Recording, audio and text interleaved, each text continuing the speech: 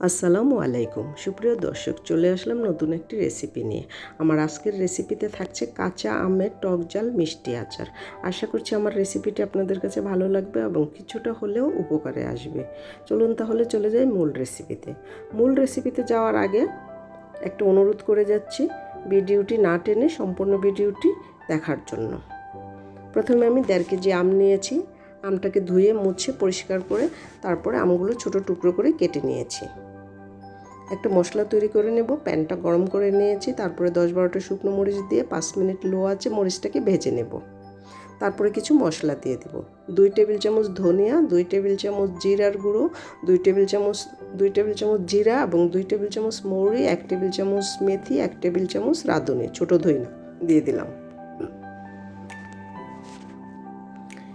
আর সাথে দিয়ে দিচ্ছি 2 টেবিল চামচ পাঁচফোড়ন।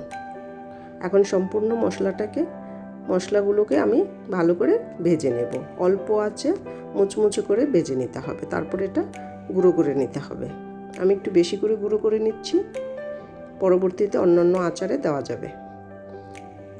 এখন আচার তৈরির জন্য বড় একটা কড়াই নিয়েছি এবং দিয়ে দিচ্ছি সরিষার তেল। এখানে 1/2 কেজির উপরে সরিষার তেল দিয়েছি। তেলটা গরম হওয়ার পরে প্রথমে 1/2 টেবিল চামচ এবং পরে 1/2 চা চামচ পাঁচফোড়ন দিয়ে 10-12টা শুকনো মরিচ দিয়ে ফোড়ন দিয়ে নিয়েছি।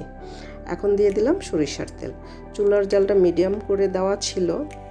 এখন তেলটা বলক দিয়ে একদম উপরে উঠে গিয়েছে। চুলাটা নিভিয়ে দিয়েছি, তারপরে তেল অনেকটা পড়ে গিয়েছে। তারপরে সাথে সাথে কিছু আম দিয়ে দিলাম। তারপরে তেলটা আস্তে আস্তে ঠিক হয়ে গিয়েছে। তারপরে সম্পূর্ণ কাঁচা আমগুলো দিয়ে দিলাম। টুকরো করে রাখা আমগুলো দিয়ে তেলের সাথে একটু নেড়েচেড়ে মিশিয়ে নিলাম। এখন চুলার জালটা ধরিয়ে দিয়েছি। তারপরে দিয়ে দিলাম সরিষা বাটা। এখানে আমি 1/2 কাপ সরিষা বাটা দিয়ে দিলাম। তো রসুনটা আগে না দিয়ে এই সরিষার সাথে আম দেওয়ার পরেই দেওয়া ভালো। আগে দিলে পরে এইভাবেই সরিষার তেলটা উপচে পড়ে যাবে। এখন খুব ভালো করে মিশিয়ে নিতে হবে সরিষা এবং আমগুলো।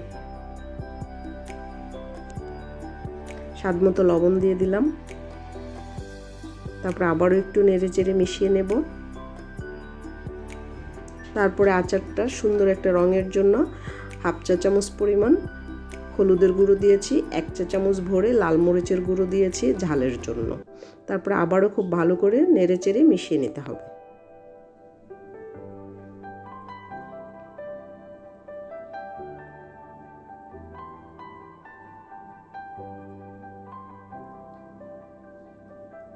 এখন দিয়ে দিলাম ভাজা শুকনো মরিচের গুঁড়ো 1 টেবিল চামচ পরিমাণ।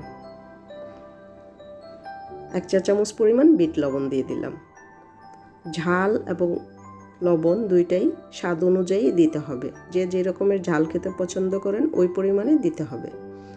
এখন ভালো করে আমটাকে সেদ্ধ করে নিতে হবে। আমটা প্রায় 60% পর্যন্ত সিদ্ধ হওয়ার পরে 1/2 কাপ চিনি দিয়ে দিলাম। চিনিটা দিয়ে নেড়েচেড়ে আরও 2-3 মিনিট জাল করে নিয়েছি। আমটা অনেকটা সিদ্ধ হয়ে গিয়েছে, মনে হলো আরেকটু চিনি লাগবে। তারপরে আমি আরও 1/2 কাপ চিনি দিয়ে দিলাম। তারপরে খুব ভালো করে মিশিয়ে আমটাকে খুব ভালো করে জাল করে সিদ্ধ করে নেব। 5 মিনিট রান্না করার পরে আমটা মোটামুটি সিদ্ধ হয়ে গিয়েছে 90% পর্যন্ত। এখন দিয়ে দেব সেই গুঁড়ো করা পাঁচফোড়ন দিয়ে আবারও 2-3 মিনিট রান্না করব। এ পর্যায়ে আমটা একেবারেই সিদ্ধ হয়ে গিয়েছে, কিছু কিছু আম গলেও গিয়েছে। এখন ভালো করে মিশিয়ে নিয়েছি।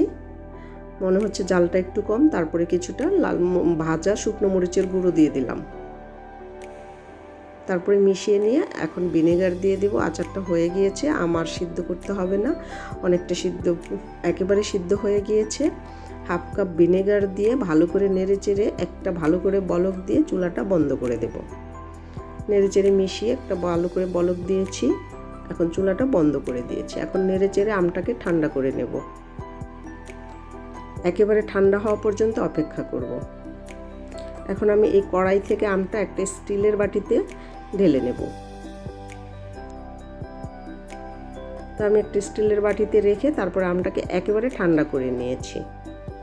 এখন এই আমের আচারগুলোকে আমি একটা বয়ামে ভরে নেব। আমি বয়ামে ভরার জন্য একটা বয়ামে সাইডের থেকে কিছু সরিষার তেল বয়ামে দিয়ে দিলাম। আমার আচারটা হতে 15 থেকে 16 মিনিট সময় লেগেছে। এখন আমি একটা চামচ দিয়ে আমগুলো আস্তে আস্তে ভরে নেব, তবে বয়মটা অবশ্যই শুকনো থাকতে হবে। এভাবে আচার করলে আচার একেবারেই নষ্ট হবে না।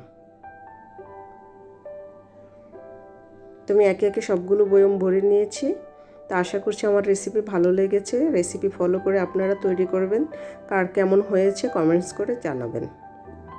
এই আচারটা ভাত, খিচুড়ি, পোলাওয়ের সাথে খেতে খুব ভালো লাগে। আজ এ পর্যন্ত, আল্লাহ হাফেজ।